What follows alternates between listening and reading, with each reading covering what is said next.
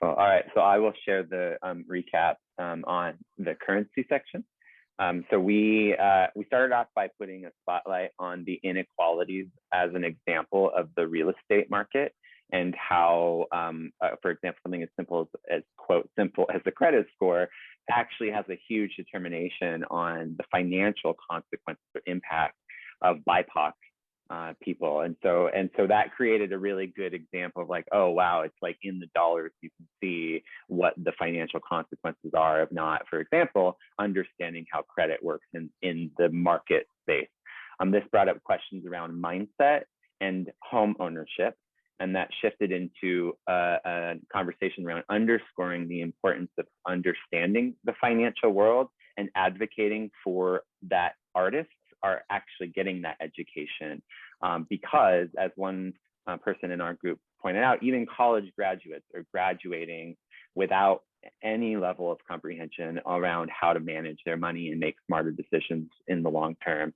And then one individual pointed out that artists, in fact, can play a role in advocating for financial literacy and create programs for that, teaching financial literacy, but ultimately we need to educate people on these systems. That shifted into a conversation on how do we pay people, noting that dance in the art spectrum is already classified as, unofficially classified as the orphan child of the arts. And then even within that orphanage status, there's a hierarchy as it relates to class and access to financial systems. And also in the context of what gets created with such limited financial resources, it then turns into a situation of we're torn. Do we pay this person? Do we pay for that resource? Who gets the money when you're in that moment where you're literally splitting a pie up, right? In that context. And so then it was the question of then how do you make the best choices around these limited resources? This shifted into an example around currency of work, right? A lot of us graduate, so taking currency out of the context of dollar bills and saying that there are other forms of currency, but even as we graduate from college, we don't have access to the videos. We don't have access to the performance. We didn't, in fact, in some cases, get the opportunity to create that currency that would then be leverageable in the market space to go out into the world. And also on top of that, we might not, in fact, be entitled to our own work because of whatever institutions we were, that work was facilitated inside of. And so there was a question around, which I think connects beautifully to curriculum, what role does the university have in helping to facilitate a different outcome around relating to currency and the valuation of our work in the market space relative to our knowledge?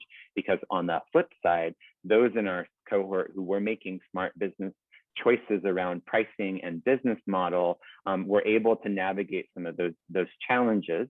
And ultimately, this brought up questions both, again, around the privilege and access to resources, for example, prejudices around names and backgrounds, or hindering access to financial knowledge that would otherwise change the outcome. So it's a knowledge issue. It's also a mindset issue, and how do we navigate the mindset issue? But ultimately, there was also an underscoring of that trust and collaboration amongst us is really important in order to shift the access to financial resources. So that's the summary of our recap. And with my group, is there anything that I missed that you wanted to add? No? Okay. And with that, I'm complete, Adrian. Great. Before we go to a dance break, I just wanted to kind of open it up to the floor. Drew, you have a question, to see if there's questions or comments. And Drew, I see you have one.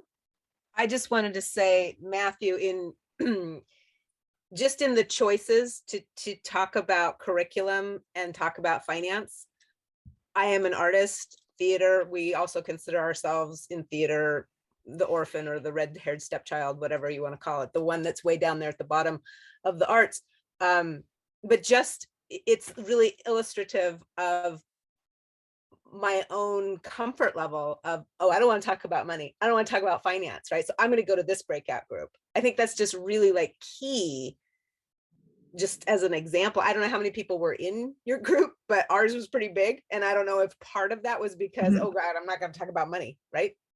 Just wanted to note that for me. Thank you, Drew. That's fascinating. Yeah, it's very That's true. a good point. Can I chime in and say Yes, please do. that makes so much sense to me and resonates with me. And I would highlight that idea of operationalizing and organizing as very much about resources and finances. It didn't come up in our conversation, but it could have if we had particular people in the group. So do know that they're not separate, but absolutely makes total sense what you're saying. I feel that. And Regina just highlighting, I didn't know if you said operationalizing and organizing, but normalizing, like that's the thing, right? It's if people don't feel comfortable, we have to make it normal for people to ask questions to feel comfortable. Carla, you have your hand up. Yeah, I think that a lot of people felt like, well, I wasn't really great in math, as a younger person, math wasn't really my thing. So I'm going to stay away from finance. And that is just so untrue because everybody can understand finances. Everyone needs to. And we talked about this in our group that it's not just the colleges, but it needs to start at a very young age, that we need to help young people understand the importance of financial literacy. Yes, I have one more thing to say. I feel like I'm trying to reel myself in because there's so much we could say about that. But going back to what people are comfortable with, if we're thinking about the racial equity context of it, so we're not just normalizing generally, we're normalizing for the sake of racial equity. What does that look like? It looks like taking into consideration historical context. It's not that people don't want to know finance. Sometimes it's that they have not been given the opportunity to build their own financial foundation. So we still have the racial wealth gap that has existed across generations, right? And it's not just because people didn't, know math or didn't want to, be involved with finance. It was because they were kept out of spaces and opportunities. So we got to think about the historical context when we start to think about normalizing for the sake of racial equity. But you raise a good point, Carla, that, starting earlier is better, right? And that means the whole story, not just teaching young people, oh, you have to work to get paid, but also teaching them why they might have to work harder to get the opportunity, and that it's a system and it's not just their capability or skills around money. Yeah, and if you're not learning it at home and you're not learning it at school, you're not learning it.